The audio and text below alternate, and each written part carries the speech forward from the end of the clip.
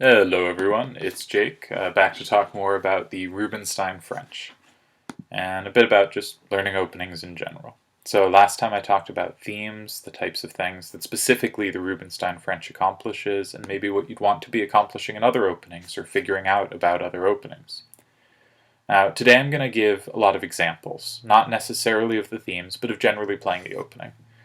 I think Axel Smith in general gives really good guidelines on how to improve and learn different parts of the game. And he has this line Mona, which stands for 4 different things. In English, they don't actually fit the letters, but 2 of them are repetitions.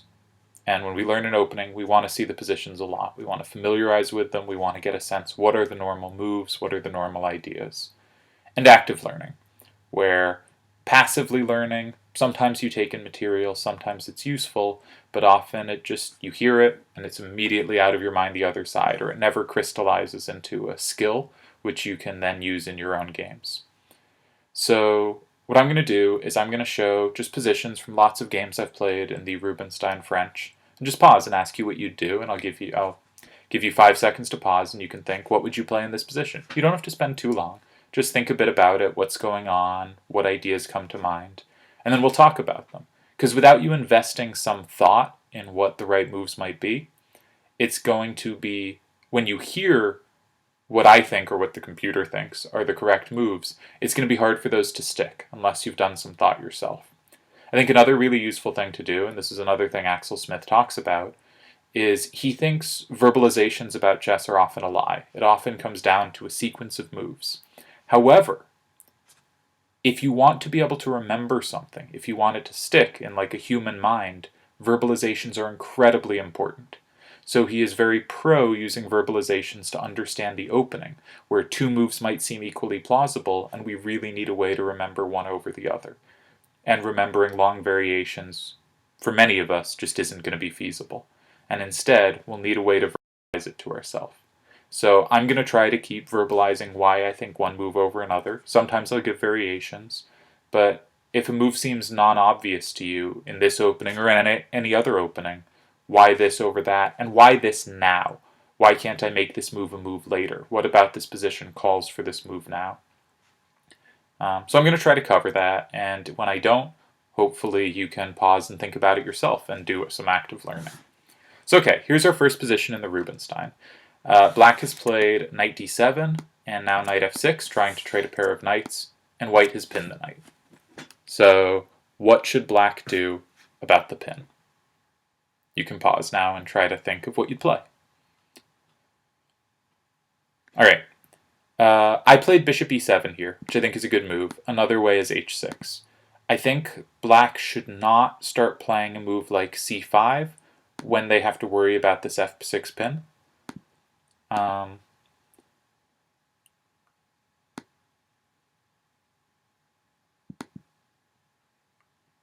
Yeah, I'm not actually sure exactly why in this position c5 is so problematic. I really should have put in a note. This is a good question. But let's, for the moment, take it as truth that it is. Maybe we'll come back to this. Bad start to the video, very suspicious. Alright, bishop e7, break the pin. Now my opponent, now I'm threatening knight takes e4, swapping off that pair of knights I wanted to swap.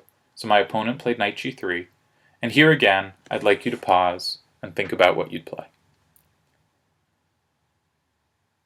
Okay, so there are a lot of good moves here. Now that the pin is broken, I think c5 is the best move, immediately attacking their center. Another perfectly good move is castles, and a third good move is h6.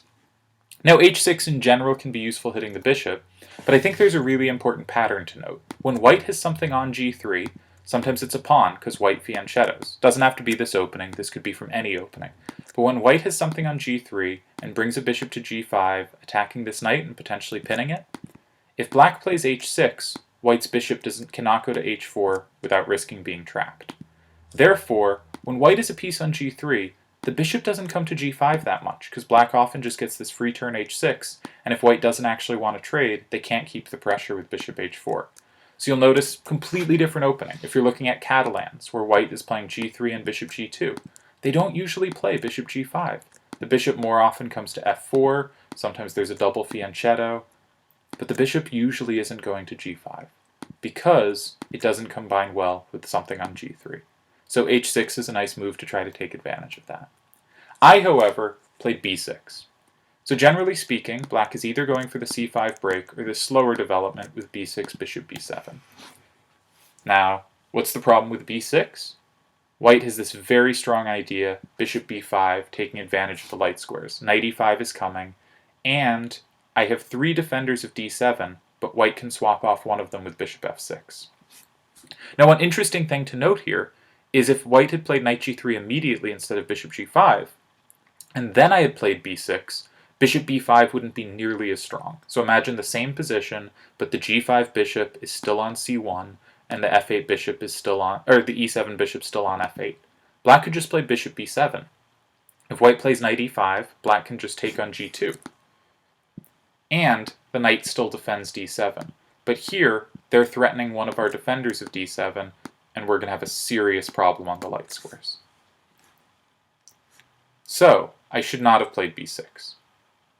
But in a similar position, when they have a little less pressure on me, I could have. So chess is obviously a difficult game. My opponent played bishop d3. Now I'm going to move quickly for the next few moves till I get to a position of interest. I played h6, because again, the bishop's awkward. They chose to trade. Develop normally, opposite side castling, and they played king b1.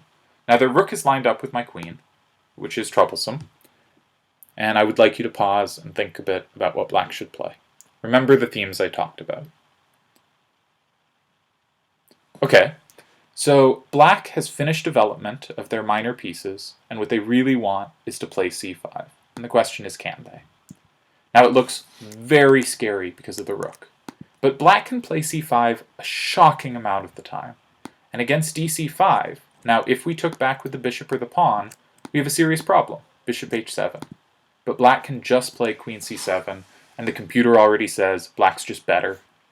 If white takes another pawn, black, I think, can take back either way. They can take back ab6 and get a-file and c-file pressure, or they can take back queen b6 and get b and c-file pressure. Either way, they have a lot of compensation for the pawn. And it's just a nice attacking position with the two bishops ready to join in. The knight can come to d5. Honestly, black has just great winning chances. So black can play c5, because they have queen c7, sacrificing a pawn as a follow-up. Okay, let's move to my second game in the opening. So here, white has played knight g3. I'd like you to pause and think about what you'd do. Okay, so c5, good move. No problem with it here. Bishop e7 is just often a useful move. Here I don't love it. I think I'd rather the slightly more active bishop d6, but a lot of players have played it. It is a very reasonable move. Another move I like is b6. Note that this time, bishop b5, bishop b7, knight e5, as we talked about in the last one, not a problem. I can take on g2, I have c6 defended, I have d7 defended, black's fine. My opponent played bishop d3, a more normal move, and we developed. I like the active placement on d6 for the bishop. And here, I'd like you to think about what black should do. So pause. Okay, so if you said h6, that was my instinct too. Again, the bishop on g5 and the knight on g3 just do not combine well. Castles is also a very reasonable move. There is one trap here, though, which is this is in fact one of the few positions where black cannot play c5. Because the bishop on d6 is a little loose and our king is still in the center, which gives white knight f5, which is very strong here. So instead, we should castle and then play c5, or play h6 first as I did. So I played h6, we traded, castled opposite sides again, and I'd like you to pause and think again, what would you do here? Okay, again, we've developed the pieces. The question is, can we play c5? That's the question. That's always the question. And the answer is, as always, yes.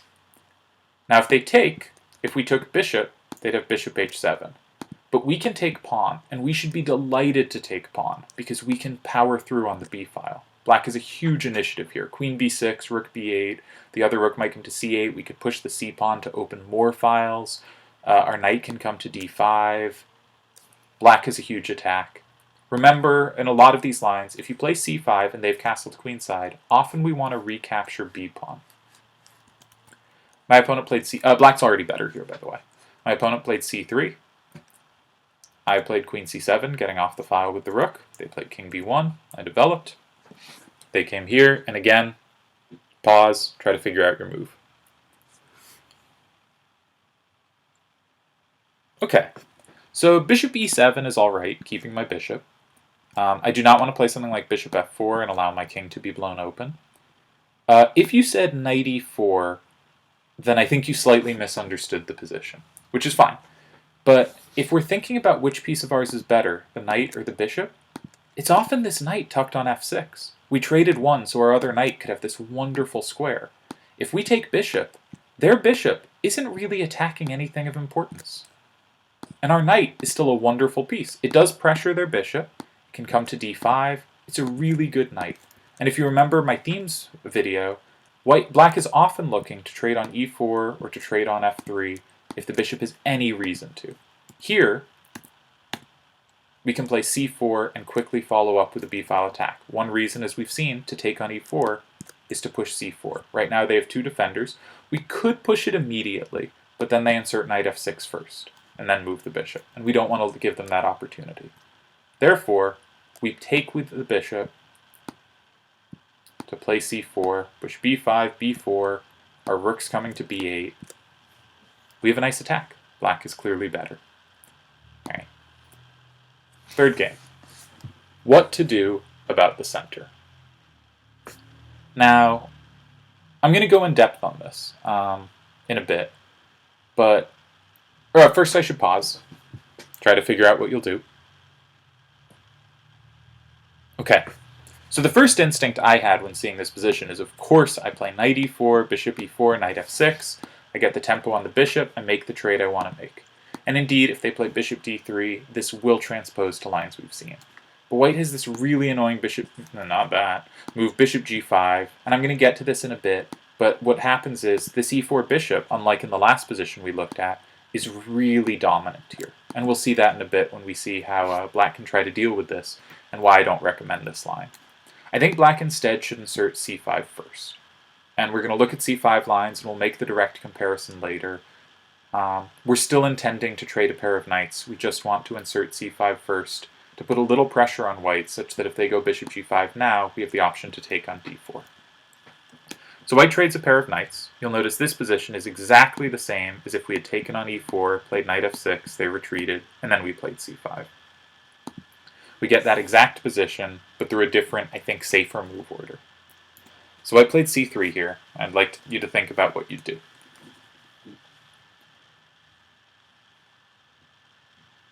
Okay, so bishop e7 looks normal. b6 might have problems to bishop b5 check. That seems a little dangerous.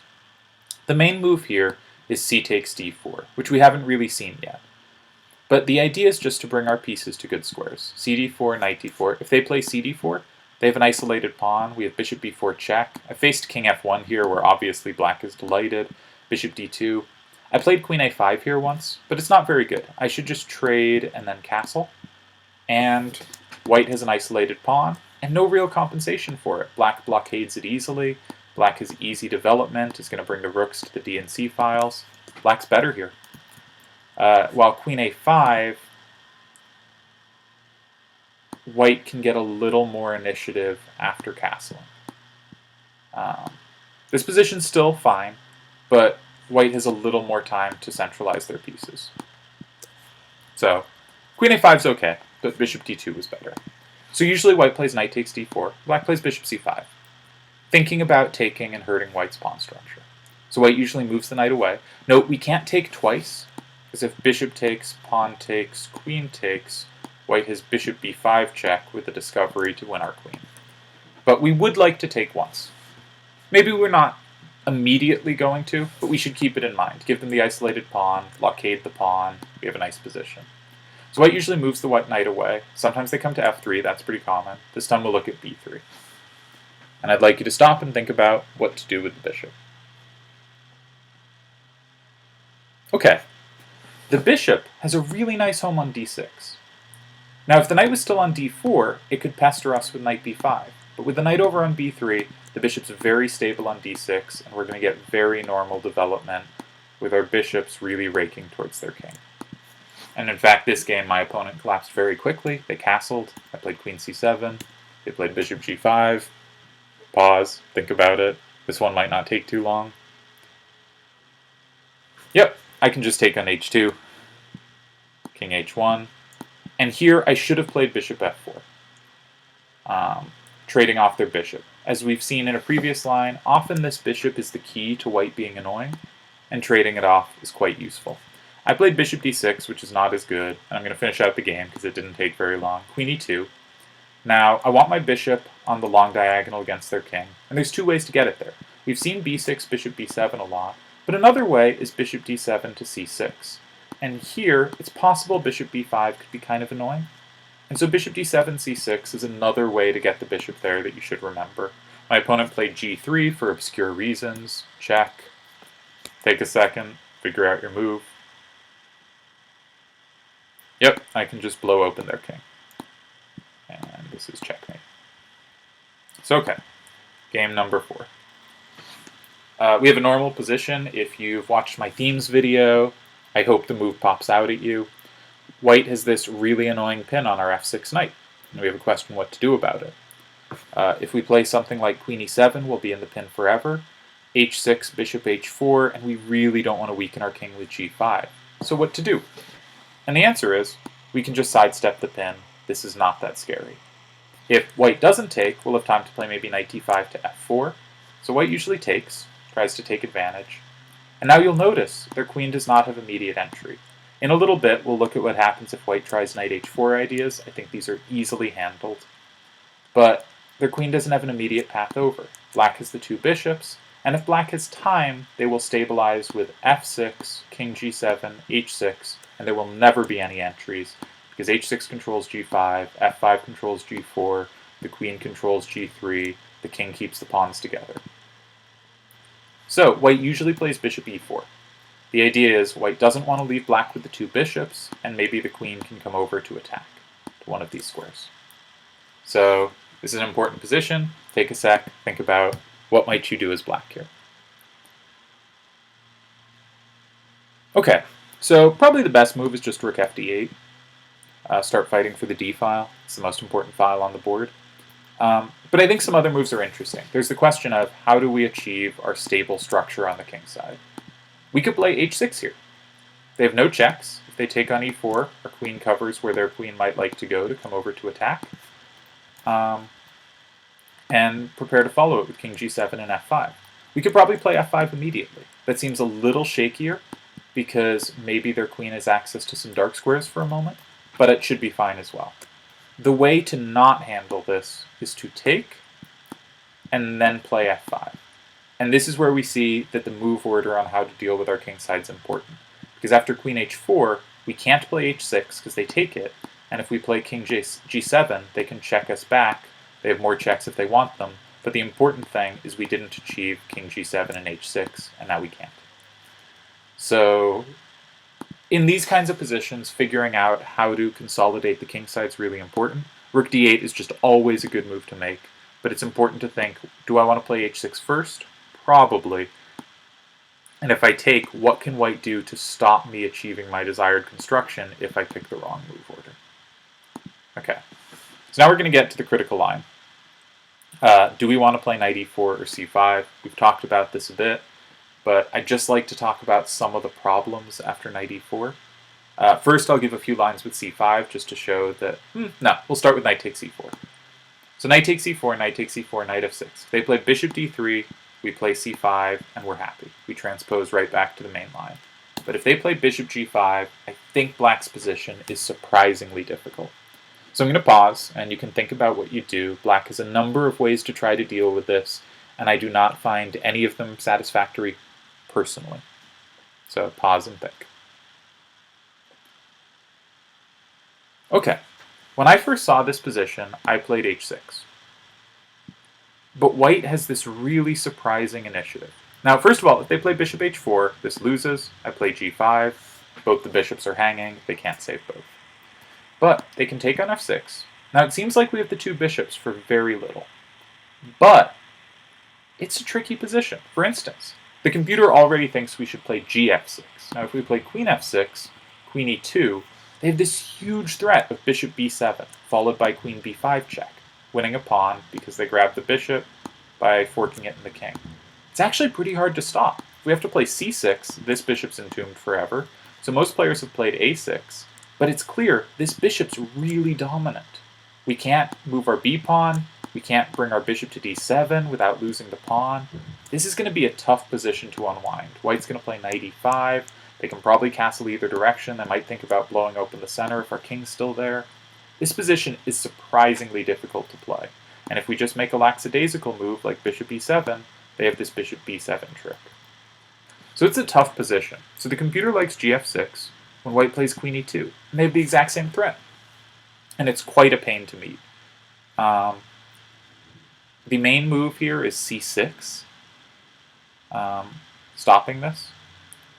And now, I think black can get to a somewhat satisfactory position. This is probably how I'd play this if I got this line. Bishop d7 looks terrible, but let's bear with it for a few moves. If white tries to blow open the game, d5, we can take and play queen b6. We're going to castle queenside. White has no way to crash through. We do have the two bishops. The computer actually thinks black's fine here. So I think this line's not terrible. And if they play king b1 instead of trying to crash through with d5, we have time to try to castle queenside. It's going to be slow to unravel, but we can play h5 to give our bishop a square on h6. We can play king b8 to try to keep a7 under control, and maybe play rook c8 and c5. We have the two bishops. This bishop is indeed terrible, but we do have the two bishops. But this is just about the best you're going to get against this bishop g5 idea if we allow it. And I don't love this. This is not what I want to be playing. So there's some other options. Bishop e7 has been tried, but white again can take, and this time play queen d3. And there are similar problems. I've had this position. I played c5, and I was hit by, sorry, not bishop b7, but queen b5 first, and then they're going to get b7. Either order probably works. Castles loses to bishop h7.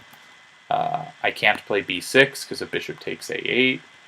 If bishop d7, maybe they don't want to take on b7 because of rook b8, but just knight e5. This position is very unpleasant. I'll keep having to worry about b7. White has a lot of space. If I play something like h6, just sitting there, bishop b7 and queen b5 check is again a tactic white has. c6 is just, my bishop's so bad. Queen d6 has been played the most here. But I do not love this position. I think it is surprisingly difficult to play. I was kind of shocked when I got it how tough I found the position. But queen d6 brings us to another idea, which is here, just sidestepping the pin with queen d6. And this actually has been played a lot. And again, I don't really believe in it. If white plays bishop d3, because we're now threatening to take the bishop, the only move that's like not just really inferior for black, because the queen's so awkward here getting in the way of our bishop, is queen b4 check. When bishop d2, queen b2, castles, bishop e7, and the computer doesn't mind this, but this is not the kind of pawn down position I like to play. I think white's play is very straightforward. They're going to advance in the middle, probably with c4. They're going to play knight e5 at some point. Their rooks have files. I think it's tough. I think this is not a desirable position. White can also play bishop f6, forcing the doubled pawns on us. And I like f5. Again, we've seen how good their bishop is on e4. I like driving it away when given the chance. And here, I think black is in, survivable position. We'll play rook g8. It's not clear what to do with the f8 bishop. If they play knight e5, we're going to try to keep the two bishops. It's the only thing we got. But I'm not enthused. So maybe you should consider queen d6 if you want to play it this way. Maybe bishop e7. I would probably go with h6 if I was trying to defend this position. But I think we should just play c5 instead of knight takes e4. We still want to play knight takes e4 next turn. For instance, if they castle, we take on e4, then we play knight f6. And now bishop g5, not so much a worry. We're going to take on d4, and they'll spend enough time regaining the pawn that we can conclude development without too much worry. If they go bishop g5 immediately, we take on d4 again. We're just getting much quicker pressure on their center by playing a quick c5. I've also faced knight takes c5 here. When knight takes dc5, bishop c5 transposes to lines we've seen. And I think it's just totally fine for black. We'll continue castles, b6, bishop b7. Also interesting, and this has never been played as far as I know, is bishop c5, dc5, knight c5. Trying to take on d3, so white should probably check, and black plays bishop d7. Black is happy to trade, because then white won't have the two bishops. The knights are nice. Black's c-file is probably better than white's e-file. White should probably retreat and try to keep the two bishops, but black looks very pleasant to me. Maybe bishop c6, maybe castles, maybe rook c8. This looks like a pleasant position to me. So I think black gets a reasonable game with c5, but after knight takes e4 first, it is surprisingly tricky due to bishop g5. So I would keep an eye out for that. Alright, we have another position. Let's pause. What would you do? Well, we've already talked about this one. c5 is a good move, bishop b7 is a good move, and I really like b6. I think, in general, when white's played knight g3, they're not doing the most pressuring stuff. They're not going to have this quick pressure on f6. We've seen how scary the bishop on g5 can be. It's not scary when we can play h6 and they never have bishop h4. So I quite like this slower developmental scheme, get all our pieces out, and then play c5. So continuing the line out, these moves should all look normal. Let's pause here. What would you play? Yep, of course, we're doing our break. We finished development. c5. So bishop c2, queen c7. And I thought this was quite an interesting position. So let's pause and think what you'd do. So we're happy to trade a pair of knights. Again, we have both knights, so we'd like to trade one. So knight e4 is fine. Bishop e4 is also good. I played bishop e4 because I'm so attached to giving up this bishop, and I think it's a reasonable thing to do. But taking twice makes sense either way. And now I played knight f6 kind of automatically, which is a nice move, but the computer suggests a really nice plan, which I don't think comes up much, so not that important to know. But rook a e8, with the idea of pushing f5 and e5, and black has a big initiative. So I thought that was a cool line. I think we see the standard. We're going to trade on e4. We want to trade a pair of knights, and we're happy to trade our b7 bishop. We saw the standard c5 break. Normal stuff. All right. This one, my opponent played the odd bishop f4. Normally people play knight f3. Think about what you do. Yeah, same stuff as normal. Knight f6. We really want to trade that pair of knights anyway, and we do. And I went for a quick c5. Takes, knight f3, castles, castles. What would you do as black here? Pause.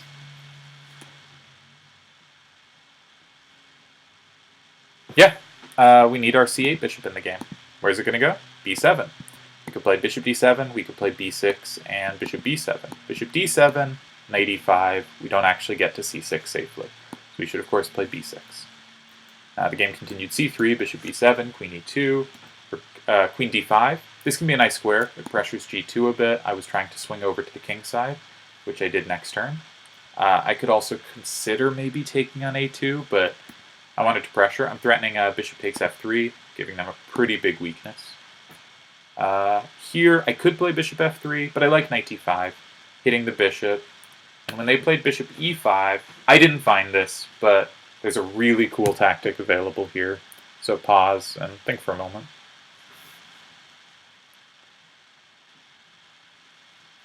So yeah, loose pieces drop off is a really useful thing. This bishop doesn't look that loose. It's defended 3 times, but we can cut off its defense. The point is, if f takes e3, bishop f3, queen e5, and we've really hurt white's pawn structure.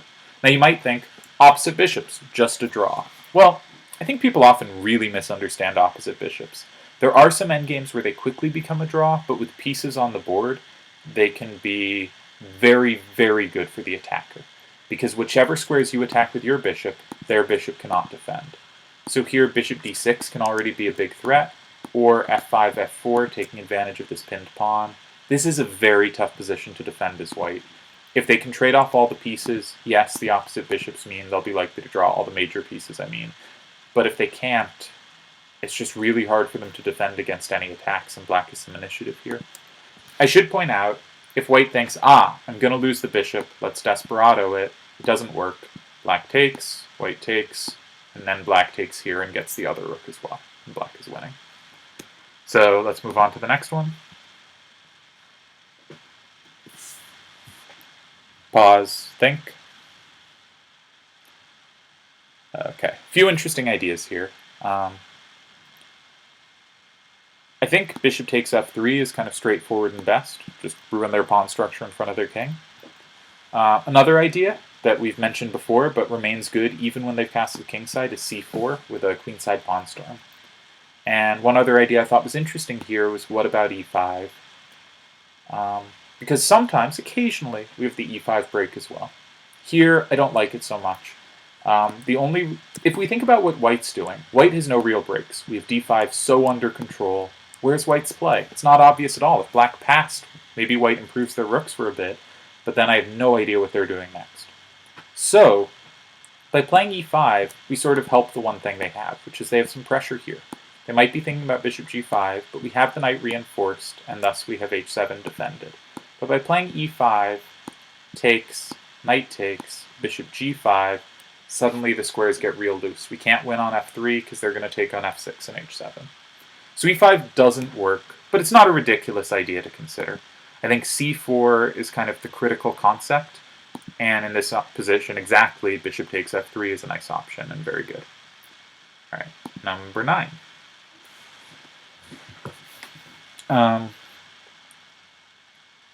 Yeah, so white castled here. And I'd like you to pause and think about what you do.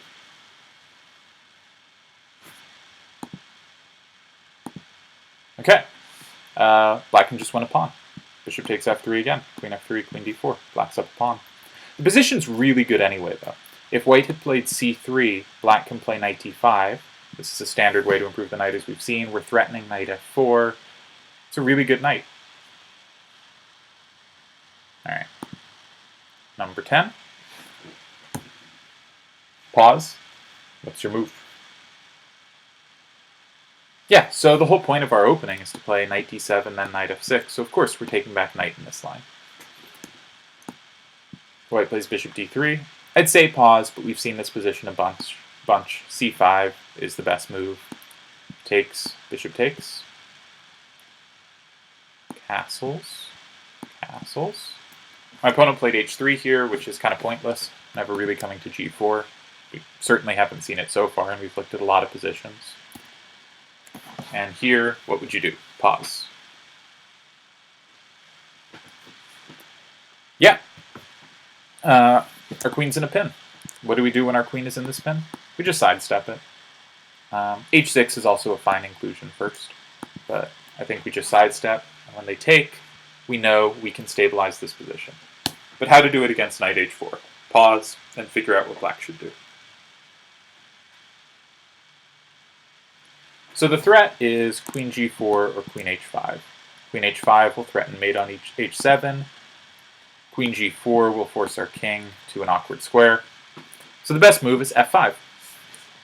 Stop the bishop. And if queen h5, black has a really nice rejoinder in queen g3. The queen can come back to defend if wanted. We threaten f2. And if the knight moves, we threaten g2 mate. This is crushing for black. Black's winning. Black is in fact probably winning just after f5. The computer's already giving like plus 1.7 or something. So already a nice position. Okay.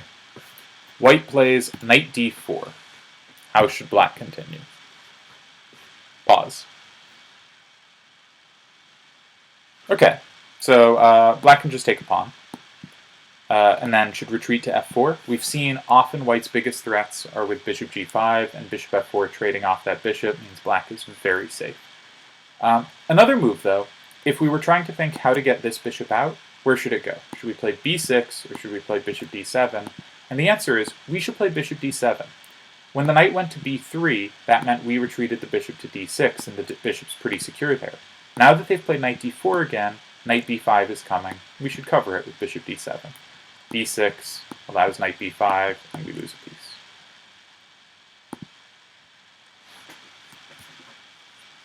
Okay. Black is already much better here. White gave up their bishop for one of our knights. We're threatening bishop takes g3.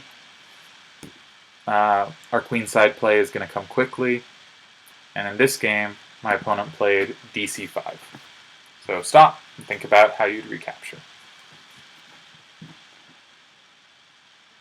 Yeah, if you've been following this, you've seen that bc5 is a really common recapture. bc5, open that b file, get that play. Another good move, though, if you said bishop f4 check first, great move, just as good. The computer recommends an idea that might initially seem very strange, but bishop e7, with just the very simple point that if white takes, black can take back either way and get play on the a or b file, and black has a lot of initiative for the pawn. So that's a reasonable way to go too. So I played bc5, my opponent played knight e4. I threw in a check, and pause, what would you do as black?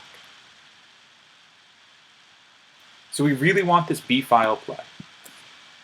How are we going to get it? Well, our bishop's in the way, and their knight threatens knight f6. So it makes a ton of sense to trade our bishop for their knight. We've seen lines where their bishop in the center is strong. Here, it has no targets whatsoever. Our knight's really good. Our knight's much better at coming to the king side and attacking than our bishop was from b7.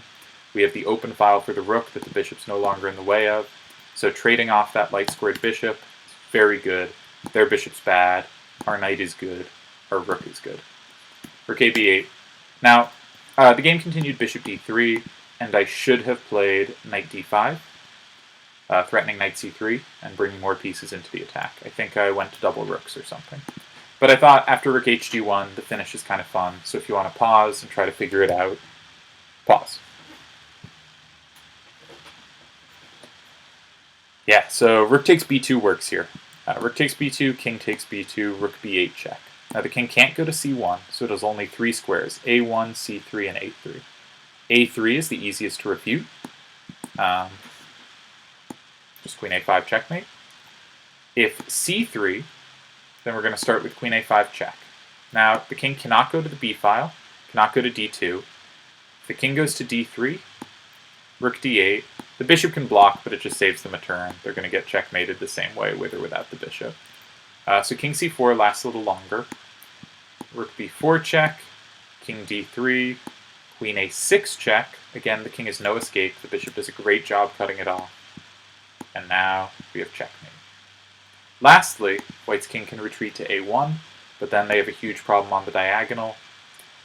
They can take and then block with everything, but they are quickly checkmated.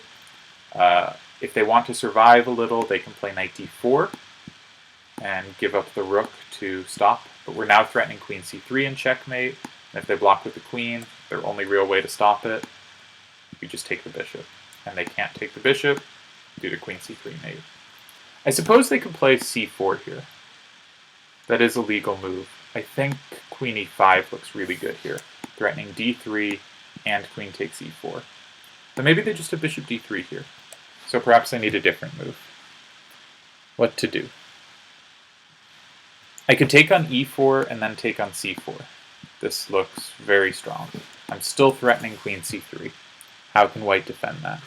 If they make a move like queen f3, which seems to me to be the only square the queen blocks that from, I can play d3 and again cut off their defense of c3.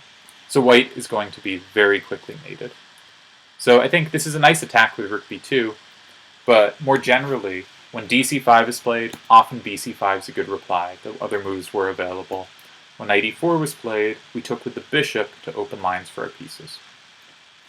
And it's also worth remembering, as in the game, knight coming to d5 is a really good attacker. And that's true if they're on the king side, because we can come to f4, or if they're on the queen side, because we hit c3 and b4. Alright, last position. This one is finally not from one of my games. Did I fail to click it? I moved its location. Interesting. Alright, give me a moment. This is from a Grandmaster game between two 2500s. White took on d4. Now pause. What would you do as black? Alright, the computer likes rook c8, just developing. But I really like to play this 2500 knight of knight d5. We've seen knight d5 is often a good move, hits the bishop, sometimes can come to b4, and this is one of those lines where they played knight g3, so we still have both our knights on the board, which means they can kind of get in each other's way. In this position, this knight, it's not doing much. We're probably never going to play e5, and the knight's kind of stuck. So I like improving this knight so the other knight has access to the wonderful f6 square. So after bishop d2, knight f6, or kd1, black played knight b4, chasing the bishop. White retreated the bishop. I'd like you to pause and find black's move. Black played bishop a6, winning an exchange, and immediately won the game. So okay, what have we done here? Hopefully what you've done is you've gotten just lots of Rubinstein French positions that you've now seen, you've thought a bit about, you have some experience in the opening, you can go out and try it. I think it's easy for a player to kind of learn a bit about an opening and then start playing it and never really check the lines after that first time they learned it. And I think it's really important to keep learning an opening, keep getting better at it. So what I did after I learned some of the theory was I went and I played these games, and then I looked back at all of them and saw where I should have improved. And most of these games, I made bad moves, and oftentimes were showing better ones than what I did. So hopefully this was somewhat informative. If you play the Rubinstein French or are interested in trying it out, this should have given you a lot of experience with different kinds of positions in it. And I hope you enjoy the opening. I think it's very thematic and enjoyable to play. Cheers.